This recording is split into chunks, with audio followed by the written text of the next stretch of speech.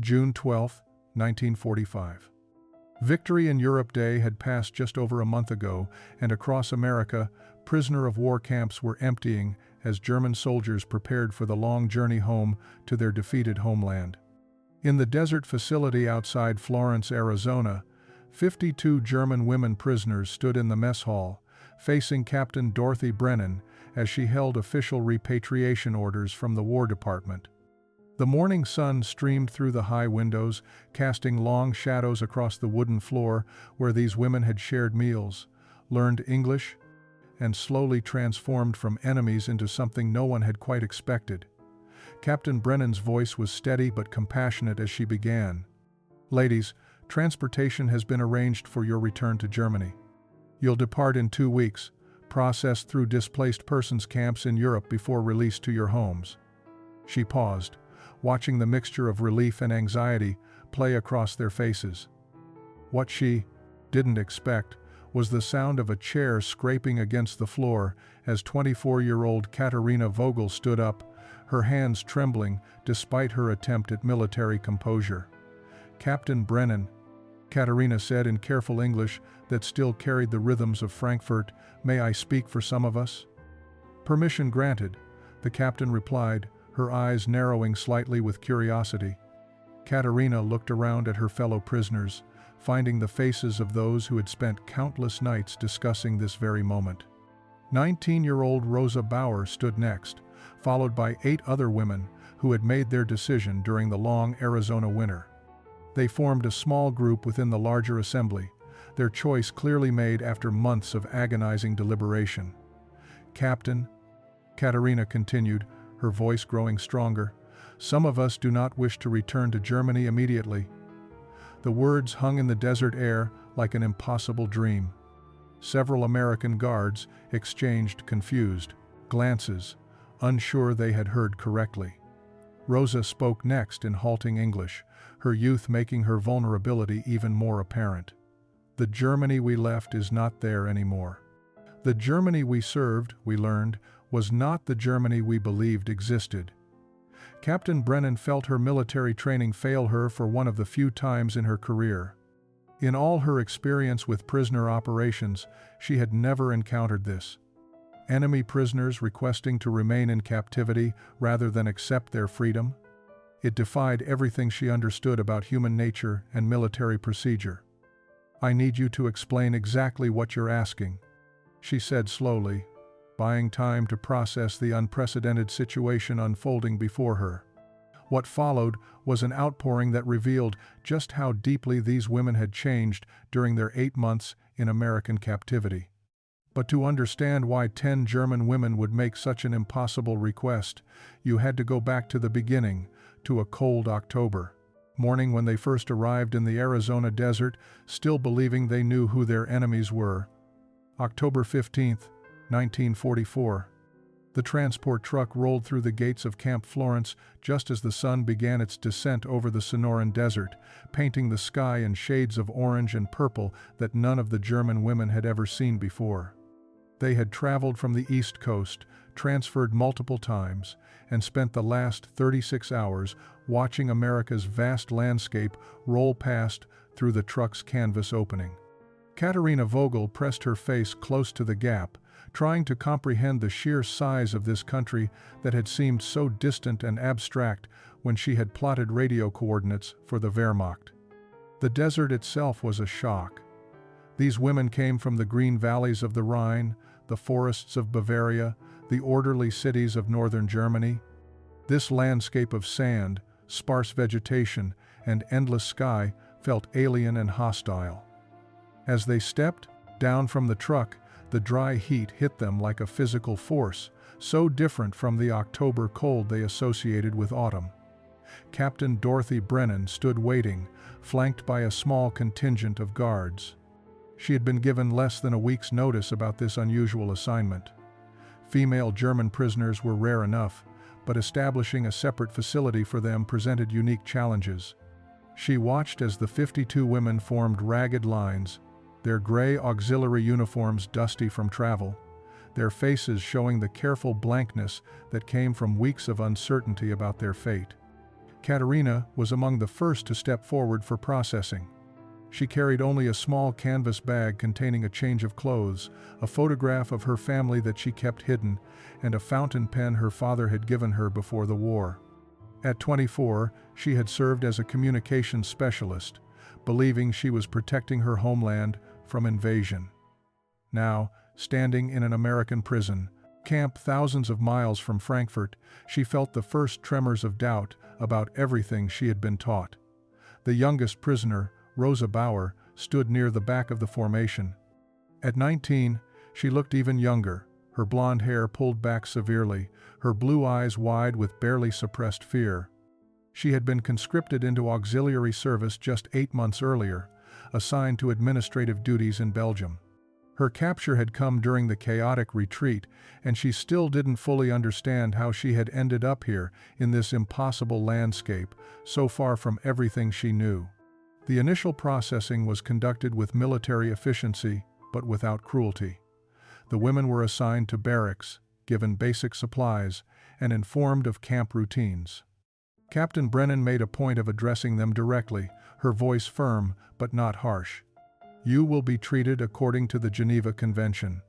You will work, you will follow regulations, and you will be safe here. That is my promise to you." But promises from enemies meant little to women who had spent years hearing about American brutality and ruthlessness. That first night, the 52 German women huddled in their barracks, speaking in whispered German, trying to make sense of their situation and wondering what morning would bring.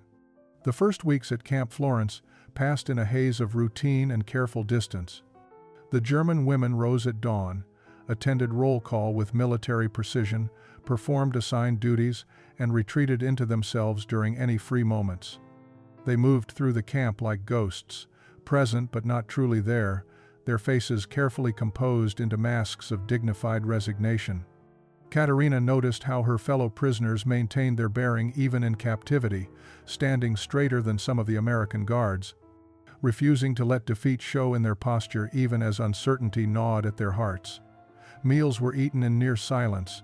The women clustered at tables, speaking only in hushed German when absolutely necessary. They had been warned by older prisoners during their transfer that Americans would try to break their spirits, would attempt to turn them against their homeland through psychological manipulation. So they maintained their distance, their solidarity, their shared identity as soldiers who had been captured but not conquered. Captain Brennan observed this careful isolation with growing concern. She had dealt with male German prisoners before, had seen the same initial defiance and suspicion, but something about these women troubled her differently. They were so young, most of them barely out of their teenage years, and she could see the fear beneath their rigid military bearing. She began making a point of walking through the camp during different times of day, not inspecting but simply being present, trying to show through her actions that they had nothing to fear from her. The American guards, mostly young men deemed unfit for frontline combat due to injuries or medical conditions, didn't quite know how to interact with female prisoners. Some treated them with exaggerated formality, others with awkward attempts at kindness that were usually rebuffed. Corporal Michael O'Connor, a stocky 26-year-old from rural Pennsylvania, had been assigned to kitchen duties after a training accident left him with a permanent limp. He watched the German women file through the mess line each day, noting how they took their portions without meeting anyone's eyes, how they ate mechanically as if the food held no taste or meaning. Rosa Bauer struggled more than most during those early weeks. Away from home for the first time in her life, imprisoned in a foreign country, she found herself fighting tears during the long desert nights. She had written letters to her family in Cologne, but had no idea if they had survived the Allied bombing campaigns. The not knowing was worse than any physical hardship the camp imposed. The other women tried to comfort her, but their own uncertainties left them with little reassurance to offer. November brought cooler temperatures to the Arizona desert, and with it, the first small cracks in the wall between captors and prisoners. It started, as many significant changes do, with something mundane. One of the older German women, a former nurse named Helga Werner, noticed that Rosa had developed a persistent cough that grew worse each night. She approached Captain Brennan during morning roll call, speaking in broken English to request medical attention for the girl. Captain Brennan immediately arranged for Rosa to see the camp medical officer, and that simple act of responsiveness surprised the German women. They had expected bureaucratic delays, indifference to their suffering, perhaps even deliberate neglect. Instead, Rosa received prompt treatment, was given additional blankets, and was excused from outdoor duties until her cough subsided. It was a small thing, perhaps, but it planted the first seed of doubt about what they had been taught to expect from their American captors. December 7, 1944. 3 years to the day after Pearl Harbor, though none of the German women knew the significance of that date in American memory. The Arizona desert had turned surprisingly cold at night, and the women wrapped themselves in their issued blankets, still adjusting to this strange land of temperature extremes. Corporal Michael O'Connor stood in the camp kitchen that morning, stirring a massive pot with methodical care. His grandmother back in Pennsylvania had taught him that certain foods carried more than nutrition, they carried comfort, memory, and the possibility of connection. He had convinced Captain Brennan to let him prepare something special for the evening meal, arguing that the approaching Christmas season called for small gestures of humanity even toward enemies.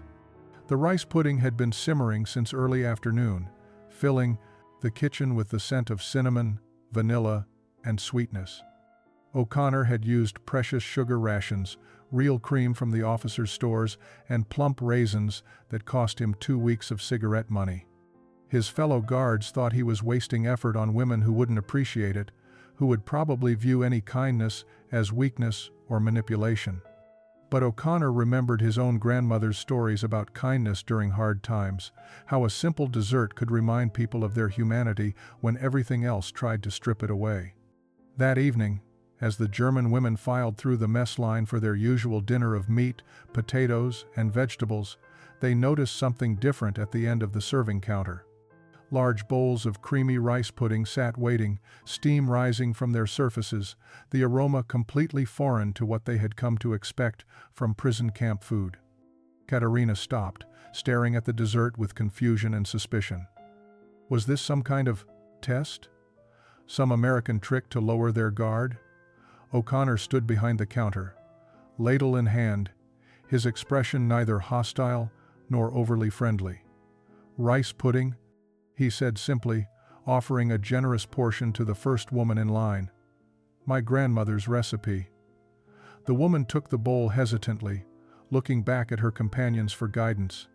Katerina watched as the first few prisoners received their portions and carried them to the tables, setting them down without tasting, waiting to see if there was some catch, some hidden purpose behind this unexpected sweetness. Rosa Bauer, still recovering from her cough but back to regular duties, took her bowl and sat next to Katerina. The younger woman stared at the pudding, watching the steam curl upward, inhaling the scent of cinnamon that reminded her painfully of Christmas mornings in Cologne before the war. Her hand trembled as she lifted the spoon. The first taste hit Rosa like a memory made physical. Creamy, sweet, rich with vanilla, and studded with plump raisins. It was nothing like the watery, flavorless gruel they had eaten in the last months of Germany's collapsing war effort. This was real food, prepared with care, seasoned with spices that had become luxuries even in civilian German life. Her eyes widened, and before she could stop herself, a small sound of surprise and pleasure escaped her lips. Around the mess hall, similar reactions rippled through the tables. Women who had maintained rigid composure for weeks found themselves confronting something they hadn't expected. Generosity. Not the bare minimum required by the Geneva Convention, but actual thoughtfulness. The pudding wasn't just edible, it was delicious. It was made with ingredients that even their own families back home could no longer obtain. Katerina took her first spoonful and felt something shift inside her chest. She had been taught that Americans were wasteful, materialistic, concerned only with their own comfort. Yet here was a guard, a man who owed them nothing, who had spent his own resources to create something beautiful for his enemies. December 24, 1944. The camp's recreation hall had been transformed, with modest decorations made from whatever materials the women could gather. Paper chains cut from old newspapers, pine branches brought in from the surrounding desert hills, and a small tree that Corporal O'Connor had somehow acquired from a supplier in Phoenix. The transformation wasn't elaborate, but it was enough to evoke memories of Christmases past, of homes that might no longer exist, of families whose fates remained unknown. Captain Brennan had wrestled with how to handle the holiday.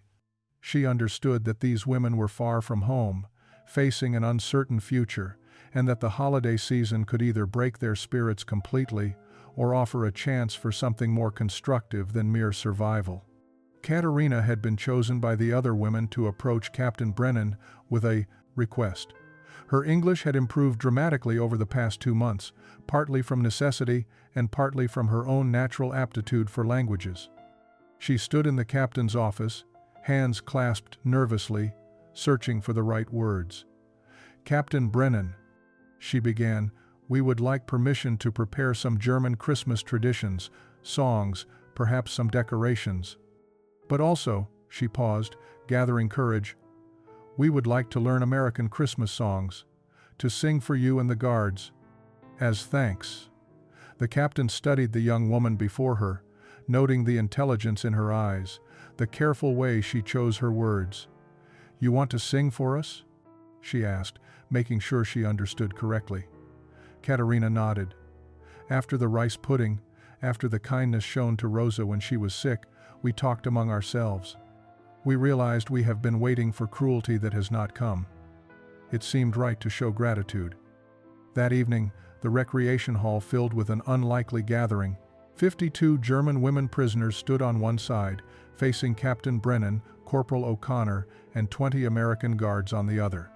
The tension was palpable, but underneath it ran a current of something new, something fragile but genuine. The women began with Stille Nacht, their voices blending in harmonies that had been practiced in German churches for generations. The beauty of it silenced the Americans completely. Even those who spoke no German could hear the longing in those voices, the homesickness, the memory of better times. Then came the moment that would be remembered by everyone present for the rest of their lives. The German women, led by Katerina, attempted Silent Night in English. Their pronunciation was imperfect, their accents thick, but the intention behind every word was crystal clear.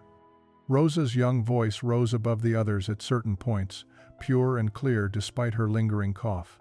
She sang with her eyes closed, and tears streamed down her face as she navigated the unfamiliar English words.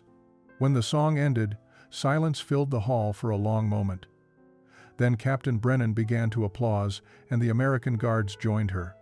Corporal O'Connor had prepared more rice pudding for the evening, along with precious coffee and cookies baked using his grandmother's recipe. "Merry Christmas," he said simply. February 10, 1945. The camp library received newspapers twice a week from Phoenix, and the German women had developed the habit of reading them to practice their English. What had begun as a language exercise became something far more devastating. Katerina sat at a wooden table, an edition of the New York Times spread before her, and felt the floor drop out from beneath her understanding of the world. The photographs were grainy but unmistakable. Piles of emaciated bodies, skeletal survivors staring at cameras with hollow eyes. Allied troops discovering camps with names she had never heard. Bergen-Belsen, Dachau, Buchenwald. The accompanying articles described systematic murder, gas chambers, deliberate starvation, experiments conducted on human beings as if they were laboratory animals. Her hands began to shake uncontrollably. She read the same paragraph 3 times, hoping her English comprehension was failing her, hoping she was misunderstanding the words. But the meaning was brutally clear. This had happened in Germany. In her Germany. While she had been plotting radio coordinates and believing she served a righteous cause. Rosa found her there an hour later, still frozen at the table, tears streaming silently down her face. The younger woman picked up another newspaper, began reading, and within minutes was sobbing openly. Other women gathered, drawn by the sound of Rosa's distress. They picked up papers, read in growing horror, passed sections to each other with trembling hands. The room filled with the sound of women confronting the complete destruction of everything they thought they knew about their homeland. "This cannot be real," whispered Helga Werner, the former nurse.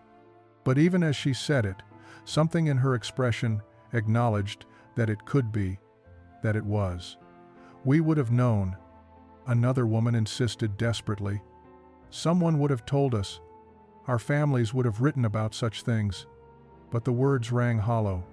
They all knew that letters had been censored, that information had been controlled, that they had been fed only what the regime wanted them to believe. Katerina stood abruptly, the chair scraping against the floor. She walked to the window, staring out at the Arizona desert, seeing nothing.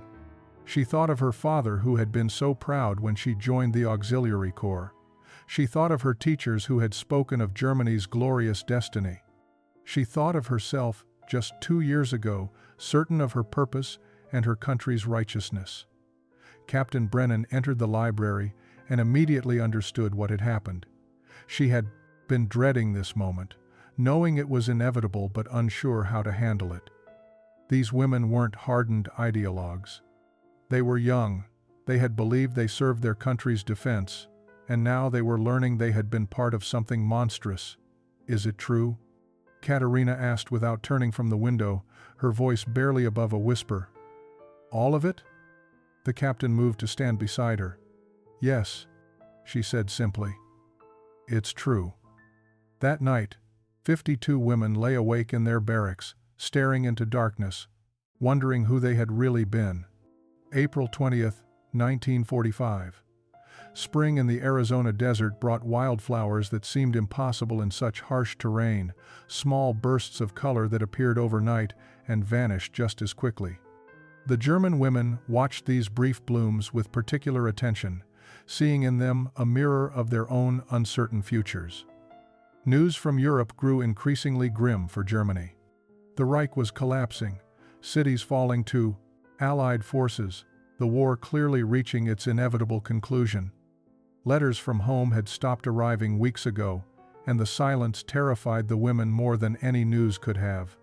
Katerina had received her last letter from Frankfurt in early March. Her mother's handwriting had been shaky, the paper thin and cheap, the message brief and carefully worded to pass censorship. "We are well, your father works still, the city changes daily. We pray for you." Nothing about food shortages, nothing about the bombing that Katerina knew must be devastating her hometown, nothing real. Just carefully constructed words meant to provide comfort while revealing nothing. Rosa had heard nothing from Cologne in 5 months. She spent hours in the library, reading every newspaper account she could find about the Allied advance through Western Germany, searching for any mention of her city. When she finally found a report describing Cologne as 90% destroyed, she sat motionless for so long that Helga had to physically lead her back to the barracks. The transformation in the camp had become complete by this point. The careful distance of those first months had dissolved entirely. German women worked alongside American staff, not out of obligation but from genuine desire to contribute. Katerina had become the unofficial translator and administrative assistant to Captain Brennan, handling correspondence and helping to manage camp operations. Her English was now nearly fluent, and she had discovered talents for organization and communication she never knew she possessed. Rosa, despite her youth and ongoing grief about her family's unknown fate, had found purpose working in the camp's small medical facility. Under Helga's supervision, she learned basic nursing skills and discovered that helping others provided relief from her own suffering. Corporal O'Connor continued his small acts of culinary kindness, but they no longer felt like gestures from captor to prisoner, they felt like community. When he baked bread using techniques his grandmother had taught him, the German women contributed recipes from their own traditions. The camp kitchen became a space of cultural exchange, where food served as a language more powerful than words. But beneath these daily routines ran a current of growing anxiety. Everyone knew that repatriation was coming. The war would end, and these women would be sent back to whatever remained of Germany. Captain Brennan watched them grapple with this approaching reality and saw something she had never witnessed before: prisoners who seemed more afraid of freedom than of captivity. One evening in late April, Katerina sat in the captain's office, helping to file reports. She paused, pen in hand, and spoke without looking up. What if there is nothing to return to? What if everyone is gone? Captain Brennan had no answer that could ease that fear. She simply placed her hand on the younger woman's shoulder and let the silence speak what words could not. June 12, 1945. The moment had finally arrived. The moment they had all known was inevitable, yet somehow still felt unprepared to face. Captain Brennan stood before the assembled German women in the mess hall, official documents from the War Department in her hands. The morning sun streamed through the windows, illuminating dust motes that drifted lazily in the desert heat. 52 women stood in formation, no longer the rigid military bearing of those first October days, but a looser, more natural gathering of people who had become something approaching a community. "Ladies," Captain Brennan began, her voice steady but touched with emotion she couldn't quite hide, "I have received orders regarding your repatriation to Germany. Transportation will be arranged within 2 weeks. You will be processed through displaced persons camps in Europe before being released to return to your homes or to locate your families." She paused, watching the mixture of relief and dread play across their faces. Some women had been waiting desperately for this moment. Others looked as though they might be sick. What Captain Brennan didn't expect was the sound of Katharina Vogel's chair scraping against the floor. The young woman stood slowly, her hands visibly shaking despite months of growing confidence. In clear, careful English that bore only the slightest accent now, she addressed the captain directly. "Captain Brennan, may I speak for some of us?" The captain felt a flutter of uncertainty but nodded. "Permission granted, Katerina." The young woman looked around at her fellow prisoners. Finding the faces of those with whom she had spent countless nights in whispered conversation, debating, arguing, crying over the impossible choice that faced them. Rosa Bauer stood next, her 19-year-old face showing a maturity that 8 months had carved into her features, then Helga Werner, then 6 others. 10 women total, forming a small group within the larger assembly. "Captain," Katerina continued, her voice growing stronger even as her hands continued to tremble, "we have been talking among ourselves for many weeks now. Some of us do not wish to return to Germany immediately." The words landed like stones thrown into still water, ripples of shock spreading through both the German prisoners and the American staff. Several guards exchanged confused glances. Captain Brennan felt her military composure slip for just a moment, unsure she had heard correctly. "I need you to clarify what you're asking," she said slowly, buying herself time to process what seemed impossible. Rosa spoke next, her English still halting but her meaning unmistakable. "We know what we ask is unusual, Captain. But Germany is not our home anymore. The Germany we served, we discovered, was not the Germany we believed existed." Anna Fischer, one of the older women in the group requesting to stay, added in heavily accented English, "Here we have found something we did not expect. Dignity. Purpose. The chance to become better than we were." The implications of their request hung in the desert air, unprecedented and shocking, demanding answers that no one in that room knew how to provide. The days following the unprecedented request passed in a strange state of suspension. Captain Brennan had sent urgent communications to her superiors in Washington, describing a situation that had no precedent in American military history. Enemy prisoners of war requesting to remain in captivity rather than accept repatriation to their homeland. While waiting for official response, the camp existed in an atmosphere of tense hope and uncertain possibility. The 10 women who had requested to stay continued their daily routines with renewed intensity, as if their contributions might somehow influence decisions being made hundreds of miles away in government offices.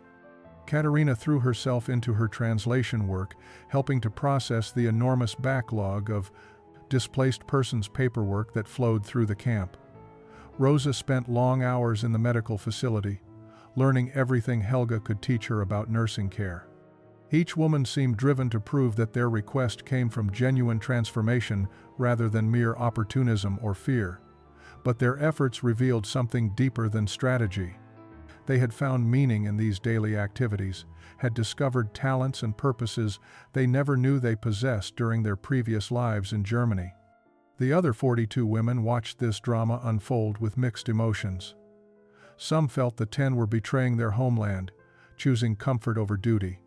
Others understood completely, but lacked the courage to make the same choice themselves. Conversations in the barracks grew heated at times, old bonds of solidarity strained by fundamentally different visions of what loyalty and survival meant. Corporal O'Connor became one of the most vocal advocates for the women's request. He approached Captain Brennan in her office one afternoon, his Pennsylvania farm boy directness cutting through military protocol. "Ma'am, I know I'm out of line saying this, but these women aren't our enemies anymore. They're just people who got caught up in something bigger than they understood. Sending them back to nothing seems wrong." The captain studied the young man who had started this entire transformation with a simple bowl of rice pudding. "It's not about what seems right, Corporal. It's about law, about procedure, about what the Geneva Convention requires and what our government permits." The response from Washington arrived on June 18th, delivered by courier, and marked with enough official stamps to indicate it had passed through multiple levels of bureaucratic review. Captain Brennan read it twice before calling the women together. The answer was characteristically bureaucratic, but unexpectedly flexible. The War Department would not prevent immediate repatriation for anyone who wished it. However, given the unusual circumstances and the ongoing chaos in occupied Germany, those who wished to remain could be reclassified as displaced persons and processed for potential immigration status. But there was a significant caveat. They would no longer be prisoners of war under military jurisdiction. They would need to find civilian sponsors, secure employment, and obtain housing in American communities willing to accept former enemy nationals. The government would provide no support beyond the initial processing. The 10 women faced a choice even more daunting than their original request. They could return to known devastation in Germany, or they could leap into complete uncertainty in America, with no guarantee of success or acceptance. 20 years later, 1965. Katharina Vogel stood in the kitchen of her small home in Tucson, Arizona, stirring a pot of rice pudding with the same methodical care that Corporal Michael O'Connor had shown 2 decades earlier. Her children, 2 boys aged 12 and 14, sat at the kitchen table doing homework, occasionally glancing up at their mother with the casual affection of kids who had never known anything but security and love. Her husband, an engineer she had met while working as a translator for the State Department, would be home soon. This life, this impossible American dream, had grown from a single bowl of dessert offered by a limping farm boy who believed in kindness over hatred. The rice pudding simmered, filling the kitchen with cinnamon and vanilla, and Katharina found herself transported back to that December evening in 1944 when she first tasted sweetness from enemy hands. She had kept in touch with Captain Brennan over the years, exchanging Christmas cards and occasional letters. The captain, now retired, had written recently about attending a reunion of former Camp Florence staff. O'Connor had become a successful farmer in Pennsylvania, married with 5 children. He still made his grandmother's rice pudding every Christmas. Rosa Bauer had taken a different path, but an equally remarkable one. She had completed nursing school in Phoenix and eventually returned to Germany in 1958 as part of a medical exchange program. She found Cologne rebuilt, transformed, no longer the devastated wasteland she had feared. More importantly, she found 3 surviving cousins who had thought her dead. She divided her time now between Germany and America, serving as a bridge between the 2 countries, carrying with her the lessons learned in an Arizona prison camp about the power of human connection to overcome hatred. Of the 10 women who had chosen to stay, 7 had built successful lives in America. 2 had returned to Germany after 5 years, feeling called to contribute to their homeland's reconstruction. One had married an American soldier and moved to California, where she taught German at a local high school. Each had taken the unexpected gift of American kindness and transformed it into something meaningful and lasting. The 42 women who had chosen immediate repatriation in 1945 had played their own crucial role. They carried back to devastated Germany stories of American compassion that helped convince other Germans that their former enemies could be trusted. Several became leaders in German-American friendship societies, working to strengthen bonds between nations that had once tried to destroy each other. Katerina's oldest son looked up from his homework. "Mom, why do you always make rice pudding on this date?" She smiled, stirring the pot one more time before turning off the heat. "Because sometimes the smallest acts of kindness change everything. This pudding reminds me that people can choose to be better than their circumstances require." She served the dessert to her family that evening, and as she watched them enjoy it, she thought about that impossible moment 20 years ago, when 10 German women dared to ask for something unprecedented, a second chance.